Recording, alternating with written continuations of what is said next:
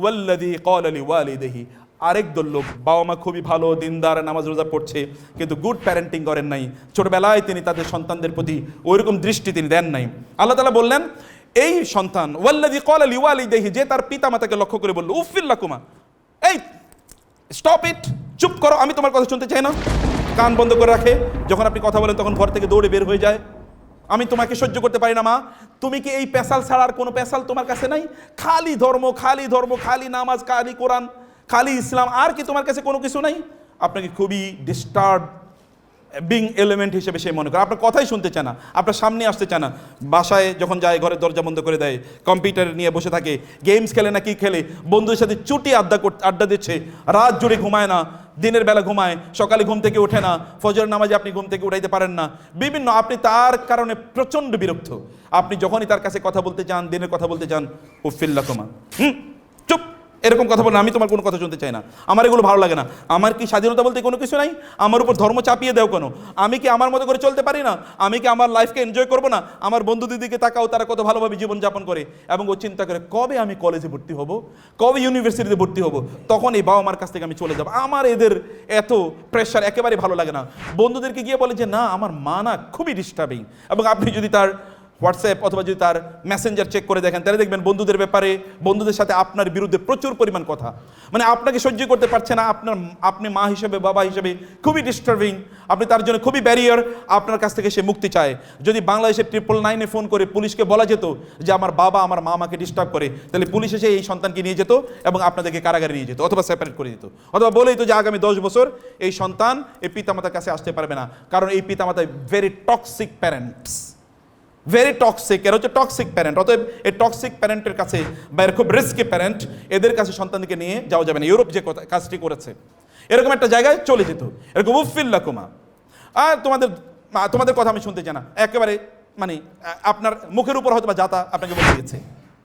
এবং এই সন্তানকে যখন আপনি বলেন ওহুমা ইয়াস্তাগীসানিল্লাহ ওয়াইলাকা আমিন, আপনি কিন্তু নামাজ পড়ছেন, একেবারে কান্না করতে করতে চোখ ভিজিয়ে দিয়েছেন, আপনি মসজিদে যান, হুজুরের একটু ডাকেন, অমুকের কাছে, আমার কাছে এসে বলেন, মাহফুজ ভাইয়ের কাছে এসে বলেন যে স্যার বাচ্চাটাকে তো কোনোভাবে মানুষ করতে পারলাম না, একটু কিছু একটা বলেন না।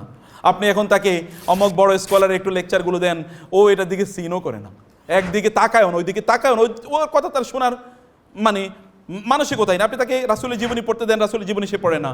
আপনি তাকে গল্পের বই দেন, এটা সে পড়ে। আপনি তাকে কোরআন তেলাওয়াত করতে বলে, সে কোরআন তেলাওয়াত করে না, তার অন্যদিকে প্রচণ্ড মনোযোগ। আপনি রাত দিন কাঁদছেন, চোখ ভাসিয়ে ফেলতেছেন, কিন্তু কোনো কাজই হচ্ছে না। ওহুমা ইয়াস্তাগীসানিল্লাহ, এবং আপনি কোন এক সময় বিরক্ত হয়ে বলছেন ওয়াইলাক, তোমার ধ্বংস, তোমার মতো সন্তান জন্ম দিয়ে আমার ভুল হয়েছে, তোমার জন্য আমি ইনকাম করছি। বাবা হয়তো চিৎকার করে বললেন সারাদিন তোমার জন্য আমি এত কষ্ট করলাম। মাধব বললেন তোমাদের জন্য জীবনটা আমি শেষ করে দিলাম, কিন্তু তোমাদেরকে মানুষ বানাতে পারলাম না। আপনি বলেন ওয়াইলাকা আমিন ইন্না ওয়াদাল্লাহি হক। আপনার সন্তান বলছে আতাইদানি আন উখরাজ ওয়াকাদ খালাতিল কুরুন মিন ক্বাবলি, মা তুমি কি বলছো, বাবা তুমি কি বলছো, আমাকে আবার আমি মারা যাওয়ার পর আবার পুনর্জীবিত হব?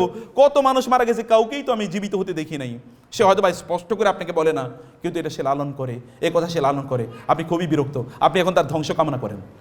ও যদি মরে যায় তাহলে ভালো হয়, ও মরে যাক, তুই মরে যা, তুই আমার চোখের সামনে আসবি না, এই তো আপনি বলছেন, কিন্তু কোনো কিছু কাজ করছে না, কোনো কিছুই হচ্ছে না, কোনো কিছু হচ্ছে না। ওয়াদাল্লাহি হক, তখন সে আপনার সামনে অথবা আপনার চোখের আলে গিয়ে বলে মা হাদা ইল্লা আসাতিরুল আউয়ালিন, এই সকল গাল গল্প বন্ধ করো তো।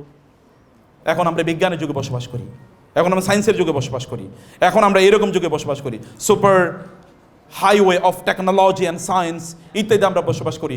আমরা এখন বিজ্ঞানের কত, ম্যাথমেটিক্সের কত, আমরা এখন সারা বিশ্ব নিয়ে এখন আমরা চিন্তা করি। তুমি এগুলো বাদ দাও তো, এই ধর্মান্ধতা বাদ দাও, সেকেলে ধর্ম বাদ দাও, বাপদাদার আমলের সব কথা বাদ দাও, এই তুমি মধ্যযুগীয় এই জাতীয় মানসিকতা পরিত্যাগ করো। মা একটু মডার্ন হও তো একটু মডার্ন হও, বাবা একটু মডার্ন হও তো একটু মডার্ন হও, এখন সেগুলো বলে থাকে। আপনি কোনোভাবে তাকে আর শোনাতে পারছেন না। Why do you know? It was because of bad parenting.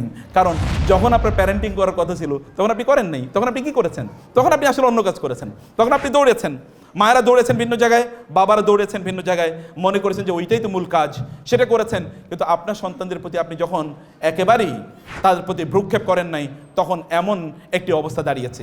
বোনেরা আমার, ভাইয়েরা আমার, এখন আপনারা যে বয়সে আছেন, আপনার সন্তানরা যে বয়সে আছে, time is not yet over, still you can handle and rein in. আপনি কিন্তু এখনও চাইলেই আপনি অবশ্যই আপনি আপনার সন্তানকে গুড প্যারেন্টিং দিতে পারেন।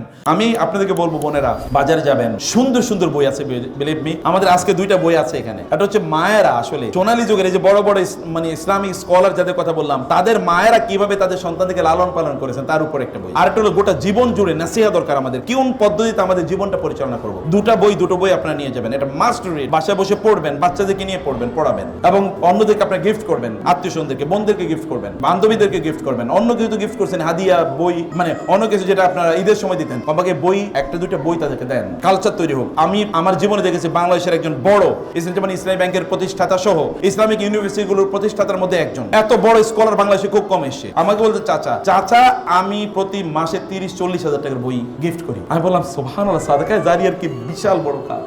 বান্ধবীদেরকে বই গিফট করেন, তাদেরকে বলেন কিভাবে তারা ভালো মানুষ হবে, আর তারা ভালো মানুষ কিভাবে বানাবে, এটা তাদের মধ্যে তৈরি করা, ওদের মধ্যে সেলফ এস্টিম তৈরি করা, বাচ্চাদের মধ্যে সেলফ এস্টিম।